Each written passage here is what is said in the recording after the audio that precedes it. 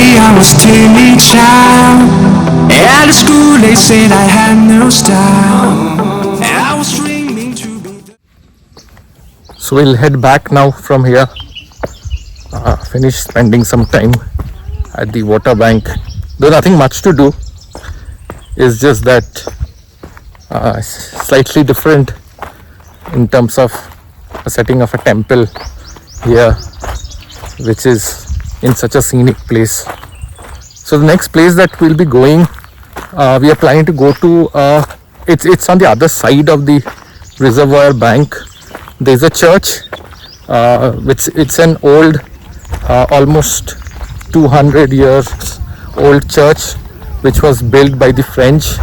It's slightly in an dilapidated state, but the interesting thing about this church is that this church gets submerged underwater during monsoon, and during the dry season it emerges out when the water goes or resides. So this church is called Shettihalli church. Though I mean that church, this is quite a popular and well-known place over here, but we'll go and see how much of the church is visible here.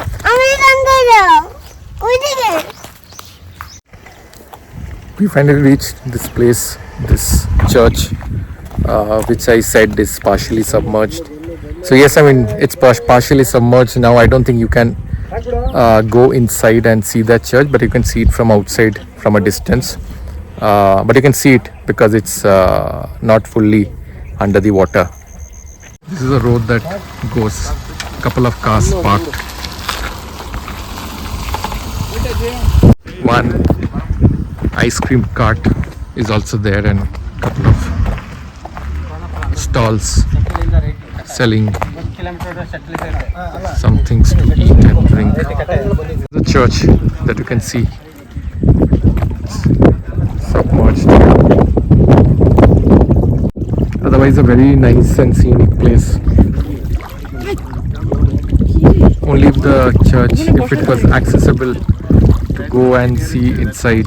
So this church was built by the French around sometime in 1840s, almost, as I said, like 150 to 200 years back. So this church was built purely in a Gothic style of architecture. So it's still clearly visible from the whatever remains of it, but it's in a very dilapidated state, as I earlier said. So this was the last stop, at least for the day now. We will be heading towards our hotel, which should be around 1 hour drive from here. So we'll go there, freshen up, have our lunch, take some rest, and again not sure what will be our evening plan. I mean, these were the three places we had thought of seeing today, which we covered actually at one go.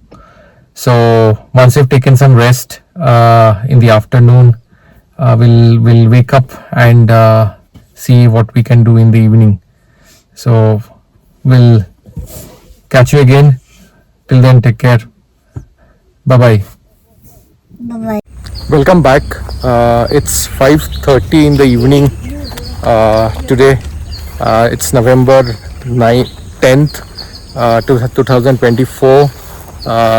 Morning we had come to this place in Belur, Hassan. This hotel which we were staying, I'll show you more about how this hotel is and what are the amenities. It's a very basic hotel, but very nice and simple, for a one night stay. I'll show you later more about this place, but now where we are going is the very famous Belur Chennakeshava temple, which is the most popular place known for its great Hoysala architecture. So we'll be going there. It's very close from here, around I think 3 or 4 kilometers. So we'll go there and show you more about that place. This is the behind of the temple. Now since we are parked here, we'll be going all around to the front where, I mean, that's the only entry point for this temple. By the way, I forgot to mention a very important aspect about this temple. This temple is also an UNESCO heritage site. So a lot of significance also comes from there because this is globally recognized as a heritage site. This is the left side of the temple complex. You can see absolutely no crowd at all in spite of being a Saturday, and usually the local crowd comes here during the weekends. The closing time of the temple is 7:30 p.m. in the evening, so we have around 1.5 hours to see this temple. I have been to this temple before a couple of years ago, but again, I mean, you don't mind coming to such beautiful places over and over again. So this is the front side of the temple. You can see all these stalls and different vendors who are here selling various stuffs. This is the main Gopuram, which signifies the entry point for a temple complex here in south of India. So this is the shoe stand where you open your shoes and enter the temple gate from here.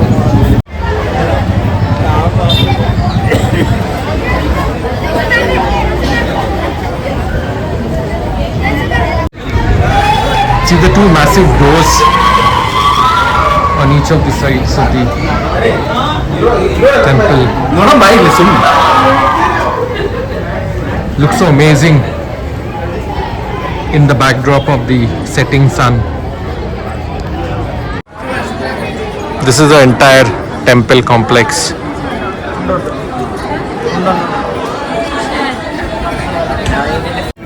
Unlike our other experiences of visiting numerous temples, most of which we have visited during the morning or late afternoon, the floor of the temples have been super hot, but here it's already evening. The stones are cool and very convenient to walk upon. This is the main temple where the deity resides.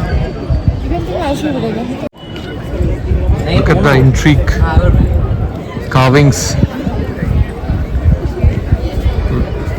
very detailed.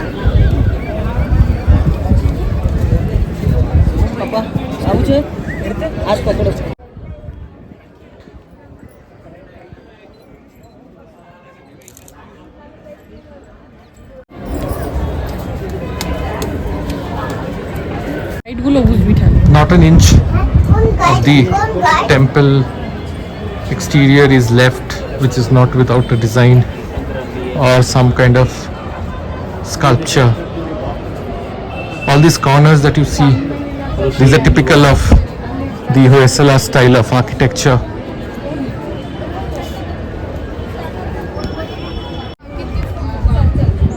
The sky looks lovely, and with this temple in the foreground. This is another entry to the temple, main sanctum sanctorum. He is exploring the temple in the same complex. Just look at the precision and detailing with which the carvings have been made.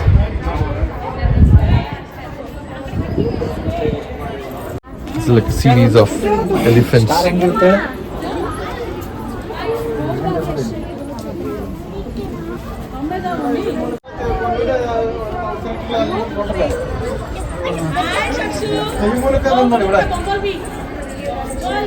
This is a similar kind of detailing that we saw when we went to visit Kailasha temple.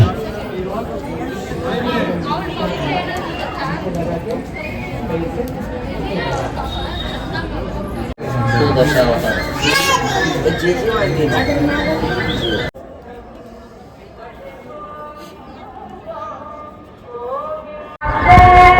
we had visited Brihadeshwara temple, the big temple of Tanjavur, I did tell how the Chola architecture was different from the typical Dravidian architecture, where the main temple was much taller than the Gopuram, which is at the entry point.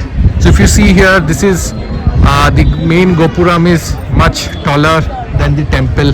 So the height of the main Gopuram is much higher than the height of the temple. This is the inside of the temple. You can see the intricate carvings on the pillars.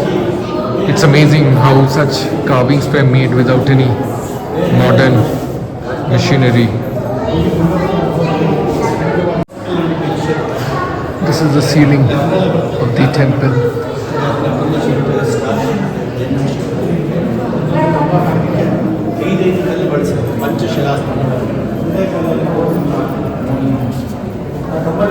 This is the third temple in the complex. History written about this temple, which has been put up by the Archaeological Survey of India. This is the Soumya Nayaki temple, or the temple dedicated to goddess Sri Devi, which was built during the Vijayanagar period and now is also part of the Hoysala ruins. I wanted to get dark, but somehow I'm trying to capture as much as possible with the fading light. I'm assuming this used to be some sort of a water tank seen residing inside. This is another temple which is as of now closed. This is dedicated to Viranarayana. It is dedicated to goddess Andal or Ranganayaki.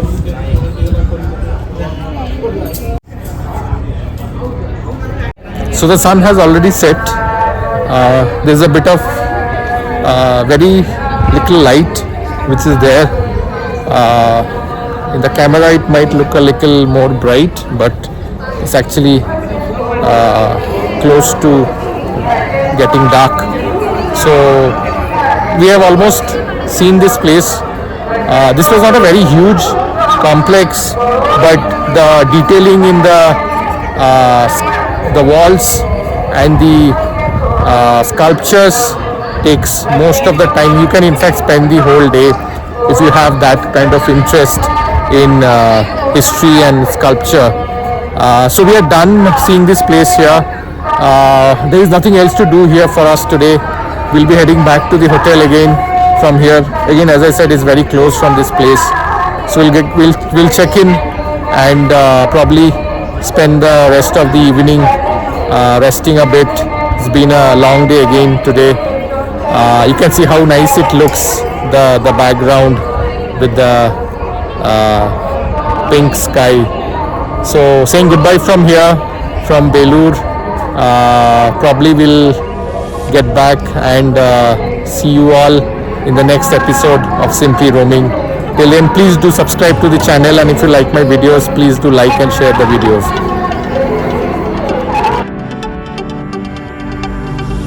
My father told me I was timid child. At school they said I had no style.